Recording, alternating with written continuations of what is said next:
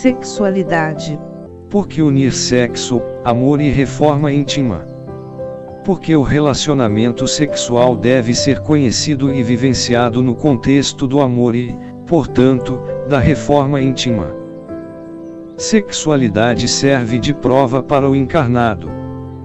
Pode conter alguns fatores que levam a períodos de expiação, mas não deve navegar pelo sofrimento. Se, por conta do sexo, o ser humano sofrer, é porque ainda não aprendeu a amar. Controlar a sexualidade, assim como manter o domínio sobre os demais desvios de conduta, é um dever do encarnado. Do mesmo modo que relacionamento sexual traz alegria e prazer ao espírito e ao corpo, pode conduzir à tristeza e angústia. Sexo não deve ser o centro das atenções do ser, nem tampouco o ponto de convergência dos interesses. É parte do amor, verdadeira meta a ser alcançada na sua plenitude. Pratica-se, idealmente, entre homem e mulher. Tem um sentido de troca positiva de sensações e vibrações carnais e fluídicas. Está no contexto da relação conjugal permanente e fiel. Ao largo dessa premissa, torna-se um desvio de comportamento. Não é preciso ser utilizado somente para procriar, ainda que seja instrumento ideal para tanto. Sexo, havendo amor, pode e deve ser desfrutado quando possível e desejável. Sendo assim, surge uma questão: por que não no cenário das relações instáveis e como mero prazer carnal? Porque, nesse prisma, não difere dos demais desvios que o encarnado adota para a satisfação artificial, portanto, material, de suas necessidades. Porque pode estar o que ocorre na maioria dos casos no contexto do materialismo puro. A falta de preparo e evolução para a compreensão do verdadeiro significado do amor, como sentimento maior, induz o encarnado a tratar o sexo como um instrumento ilusório porque não tocante ao imo da alma de prazer. Praticar o ato sexual fora do contexto ideal é o mesmo que cultivar um desvio, que pode tornar-se um vício. É certo que, como prova, o sexo trará a muitos as mesmas agruras dos demais desvios de conduta. Como expiação pode também transformar-se em linha de negativismo, caso não saiba o encarnado lidar, resignado, com tal obstáculo. O indicado é captar sua real dimensão, não permitindo que seja um instrumento de desatino espiritual, trazendo, assim, mais dívidas a quitar no futuro. As pessoas na crosta terrestre relacionam-se positivamente através do amor material entendido como atração física que causa prazer à carne e do amor espiritual relação superior, que preenche a alma e regozija o ser, pois completa-lhe a essência. O sexo lida com as duas formas. Há amor material por excelência, pelo contato físico que proporciona. Há também amor espiritual porque contenta o íntimo do ser, neste caso quando exercido a nível ideal e cristão. Pode não ser obrigatório no casamento. Desde que o casal assim acorde, mútua e espontaneamente, por conveniências íntimas e pessoais, prevalecendo na relação o amor espiritual. Exercitá-lo ou não implica sempre numa decisão responsável. O amor espiritual envolve o material que envolve o sexo. Portanto, sexo sem amor espiritual é corpo sem cabeça.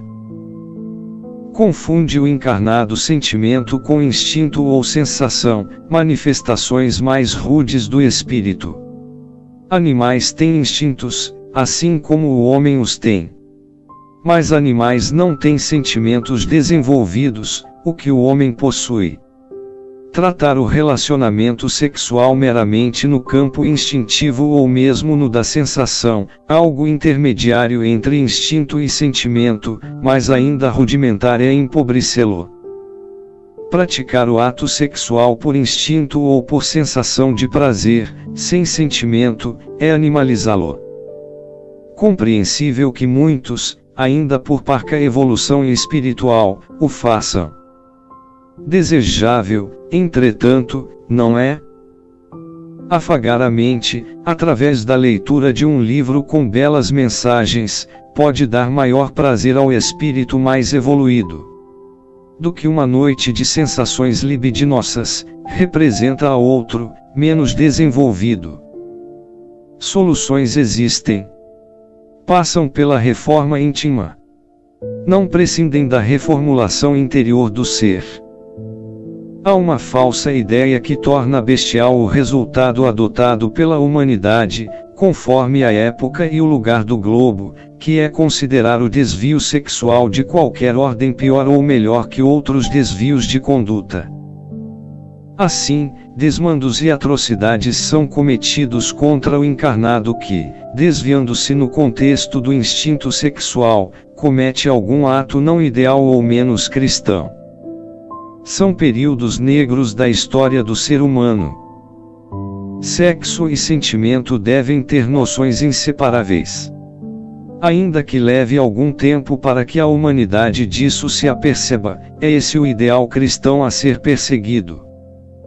Eis porque o melhor contexto para o desempenho dos atos consentâneos é na união familiar entre o homem e a mulher. Existem uniões passageiras entre encarnados que levam ao seu exercício pela mera sensação de prazer. É fato e contra fatos não há negativas.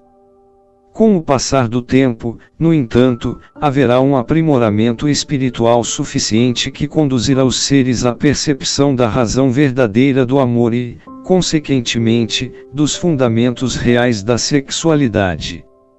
Nessa ocasião, sexo e amor estarão indissociavelmente unidos, amor e união familiar, também. Logo, sexo e união familiar será um binômio natural e pacificamente aceito por todos.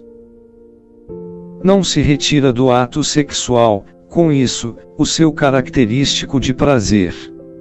É prazer e continuará sendo no mundo material.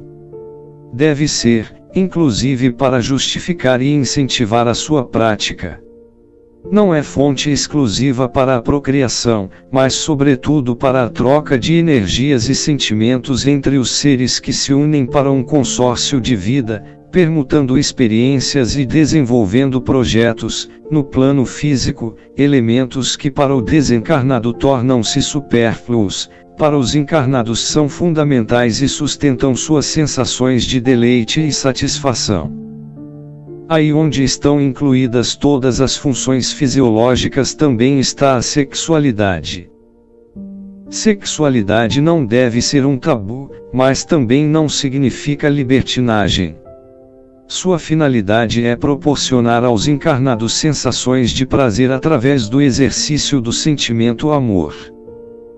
Servindo, ainda, de prova ou de expiação, conduz o encarnado à senda dos acertos e, portanto, do progresso, ou dos erros e, consequentemente, dos débitos. Prática sexual pode ser vício, quando se torna a busca incessante de prazer imotivado e não sentimental. Sexo pode ser símbolo de materialismo. Utilizando-o para conquistas interesseiras, forma de sustento ou mesmo instrumento de prazer desenfreado, o encarnado ingressa no cenário do materialismo, afastando-se do ideal. Quando exercido o ato respectivo por mera obrigação, na relação conjugal, pode ser útil ou não. Melhor agir com amor. Sempre. Não sendo possível, o casal pode praticá-lo como meio de satisfação das necessidades físicas. Ainda que não seja o ideal, é melhor do que ir buscá-lo extramaritalmente. Como mencionado em item precedente, não se nega a existência da sua prática fora da união familiar, porque é um fato e corriqueiro na atualidade. mas, buscando a sua evolução, voltado para o futuro, visando a atingir um estágio superior de depuração, deve o encarnado saber que a sexualidade tem uma finalidade diversa daquela para a qual se volta a maioria da sociedade no presente, por ignorância ou por falta de preparo espiritual para aceitar a realidade. Para tanto, incide o esclarecimento. Sexo e a repetição nesse contexto não é demasia, significa instrumento de realização de um sentimento nobre, que é o amor.